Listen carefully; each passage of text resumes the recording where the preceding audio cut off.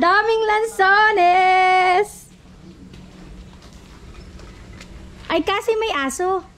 Ano ko doon? Kung may tao. Alay, ayaw ko baka.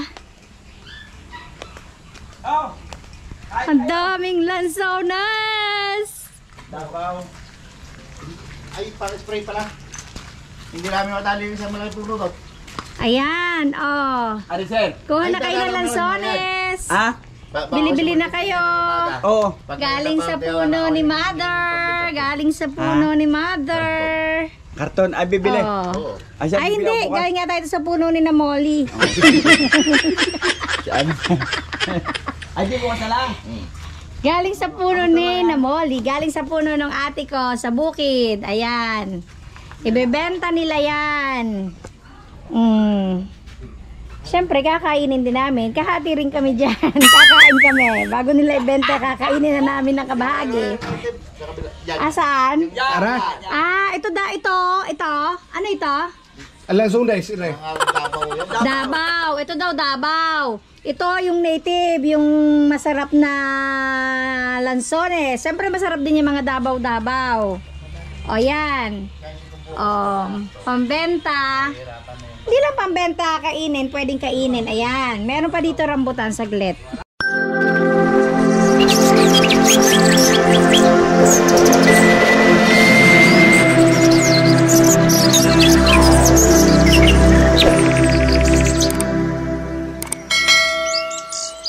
Rambutan din dito eh.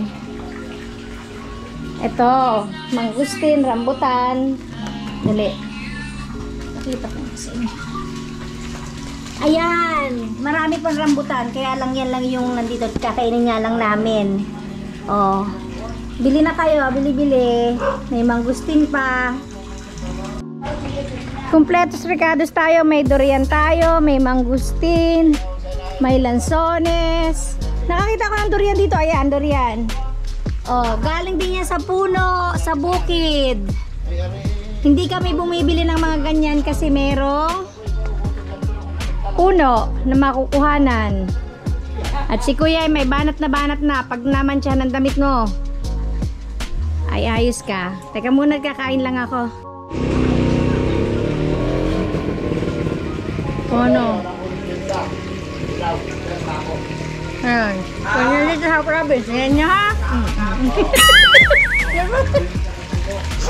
Tapos lang ng tapon. Ito ang rambutan at lansones ang nagbuhay sa amin, nagpaaral sa amin. Yan. Ay, best friend ko yan, di yung pwedeng galawin. Blair, proba.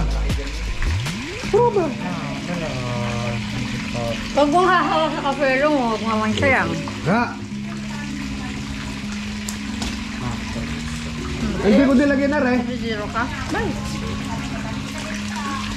Ay, yan. Kasi may rasa. Ay, sira yan. Ang harap. Sabi.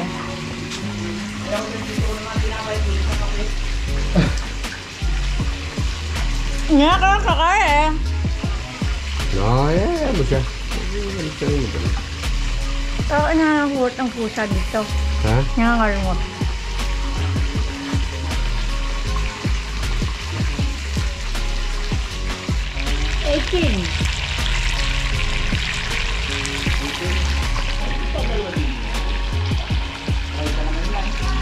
Banat pa mo.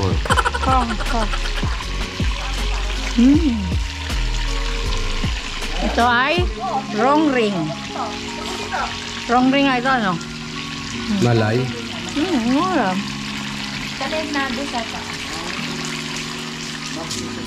Ha? Garapper. Lugas lang ka. Ano sabi mo? Lugas lang ka, ma. Girl.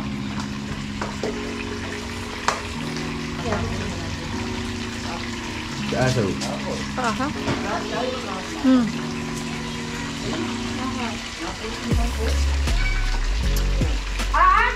Pasok kilong nila kita. Sige. Sige.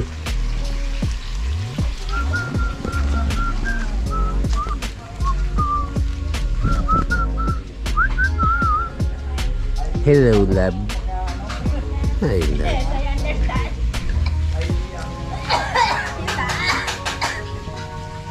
Inuubo na ako. Ang galing. Inuubo na ako. Yun lang ang sakit. Pagka kumain ng rambutan, ubuhin. Pakipatay. 8 hours later. Ciao, Carissima.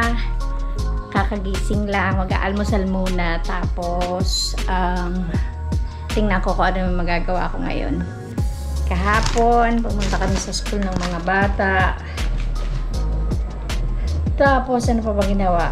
Wala. Dito lang sa bahay. Si Kuya M naman, nandun sa pinapagawa namin sa palengke. Ngayon, wala na ulit. Nakaalis na ulit siya. Kaya, mag-aalmusal muna ako. Tapos mamaya maglilinis ako dun sa labas. Mag-aalmusal ako ng pandesal. Ayan. Pandesal. And, mag-iced tea. Magtsatsaa muna ako. Star tea. Maiba naman.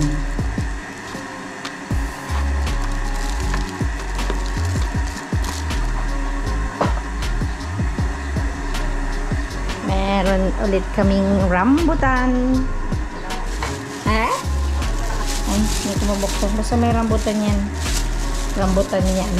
Bigay nung pinsa namin. Alam niyo naman, pagka nasa probinsya, marami nagbibigay ng rambutan. Kahit may rambutan na kami, binibigyan pa rin kami ng rambutan. Meron pang saba. Saan ang galing mo ulit ang saba?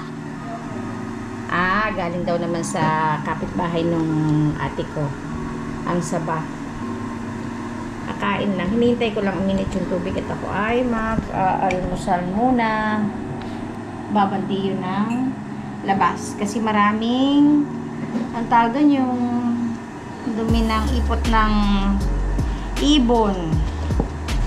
Ibon mang may layang lumipad. Si Kuya M, binili na ang kanyang favorite chocolate, ang bar nuts.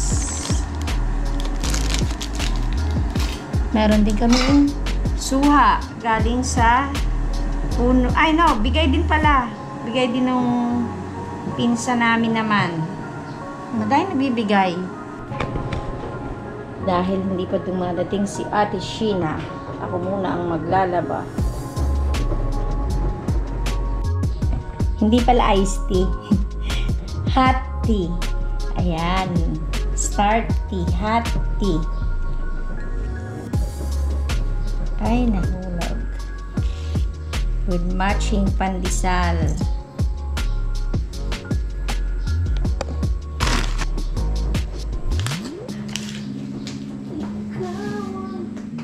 Yan ay mieli talagang ano. Mieling totoo. Pero yung isa, paano ito binubuksan? Nangangain din yata ito ng tanga. Yung ano, yung mikot na. Yung ang galing naman ang yan ang ginagamit din ni Fratello. Ang galing naman hindi. Ang galing naman dito. Yan ay ano, binili ko sa Kalapan. Sa grocery? Oo, siyempre hindi na yan. Ladies Choice at saka peanut butter. Bahala nang mag-rumble-rumble sila sa tiyan ko.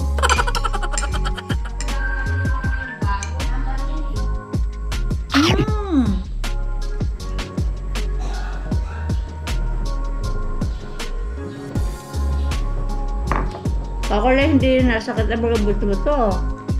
Lilinisan ko muna itong harapan. Kasi maraming, anong tawag doon? Yung ipot ng ibon. Oh no! Meron pagkaha.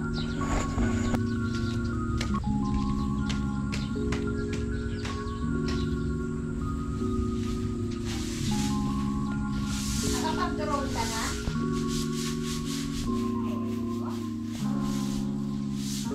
Maligo. Wag mo muna ba? Hindi, bubuksan mo nga. Pakibukas nga doon sa dulo. Alis na lang mo yun.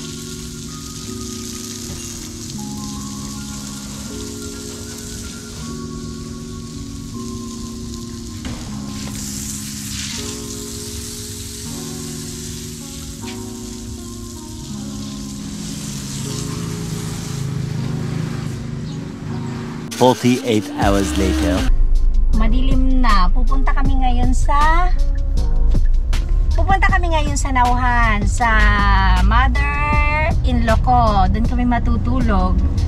Ang madilim na kasi umuulan ngayon dito. Dali. Ano? Then bukas ng umaga, balik din kami kasi nga may pinapagawa kami. Eh, syempre kailangan na binabantayan.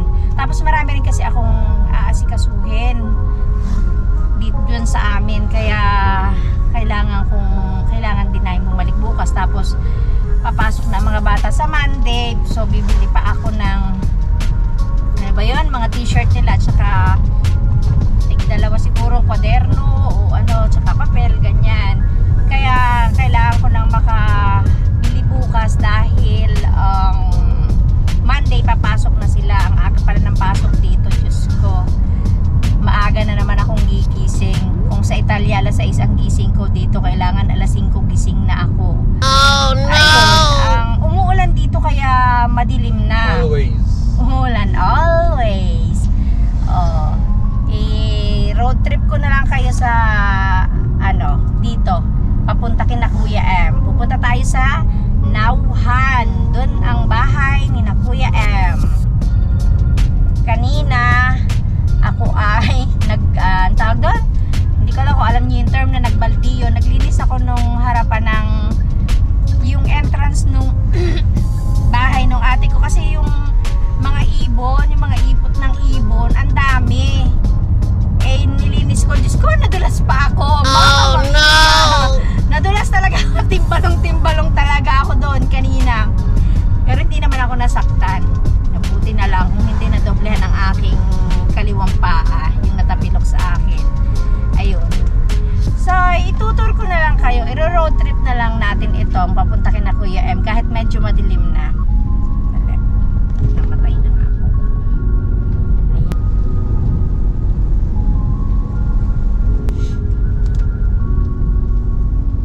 Hindi na nasakit ang 48 hours later. Ciao Carissima! Nakalabas na kami. Ngayon lang ako makakapag-vlog.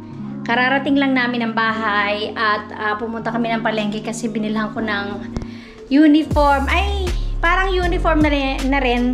T-shirt na white yung dalawang anak ko kasi papasok sila dito for 3 weeks sa province. Tapos, bumili rin ng mga notebook.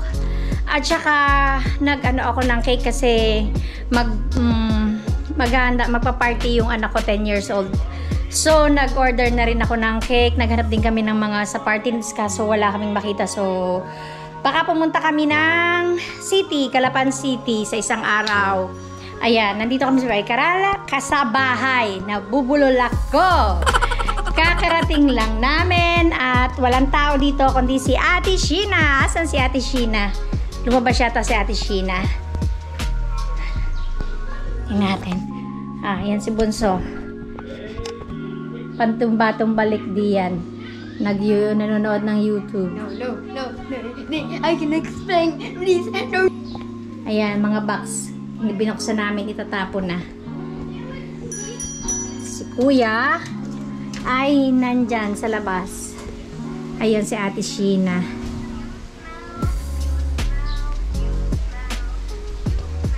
Lalaban mo na ba ngayon lahat? Lalaban mo na ngayon lahat? Ang dami nun Ang bilis mo naman. Yan, si Ate Sheena. Si Ate Sheena ay yaya ng pamilya. Simula dun sa pamangkin ko na nasa Italy, yung babae.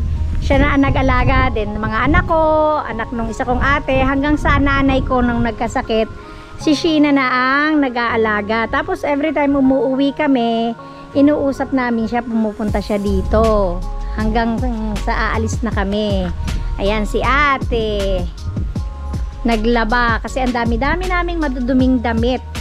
Kahapon ako na yung naglaba nito. Madali lang naman kasi washing machine lang. Isasampay na lang pagkatapos. Pagkatapos umandar, isasampay na lang. Ayan. Naglaba ako kahapon. Kasi dumating si Ate Sheena ay hapon na at inasikaso muna niya yung kanyang baby. Si Kuya M ay nandun pa rin sa pinapagawa naming building sa bayan. Lagi siyang on the go. Kami rin naman, ako rin naman, maraming mga inaasikaso. Mamaya baka pag may oras pupunta na kami sa kay mother, sa aking ate, sa aking father. Nakita nyo na naman yung ito, yung harap ng bahay, kung saan kami nakatira. Ayan. Ito yung bahay. Tapos yun, yung nilinis ko kahapon. As usual, puno na naman ng ipot ng ibon. What? Hindi pa nagtatagal na nalinis ko, ay puno na ulit ng ipot ng ibon. Oh no! Naikot na naman to, ipakita ko na sa inyo. Same lang ang nakikita nyo dito sa harapan. Dali. May mangustin pa? Mangustin? Sa kahon, ayan.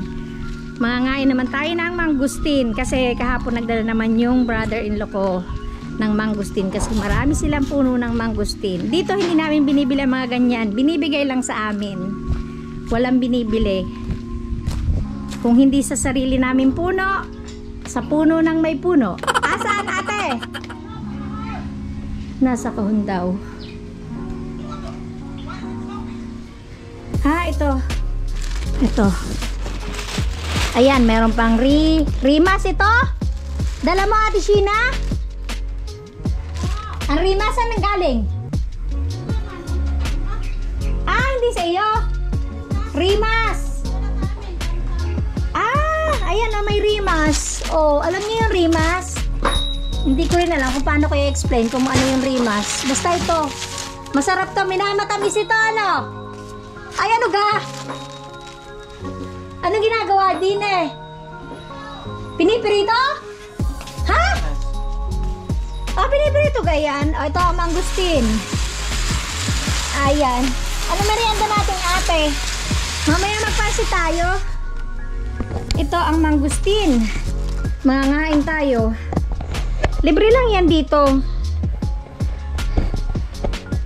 Hindi naman libre dito. Siyempre sa mga walang puno, eh may bayad yan pagka gusto nyo. Kaya lang kami, hindi kami bumibili. Kasi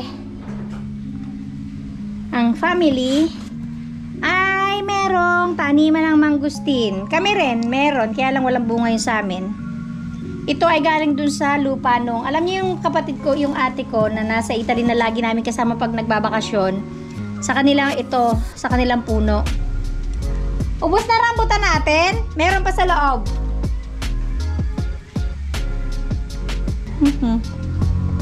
Kita nyo ba? Ayan. Isang box yan, puno yan kahapon. Iba dinala namin sa nauhan sa biyanan ko. Hindi nyo iba kinain.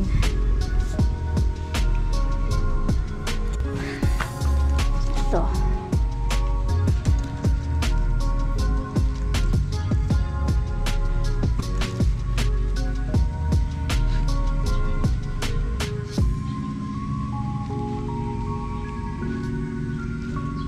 Niipon daw ang balat nito tapos pinapatuyo. Tapos igigiling yata. Hindi ko alam kung anong ginagawa. Basta maganda raw yung balat nito.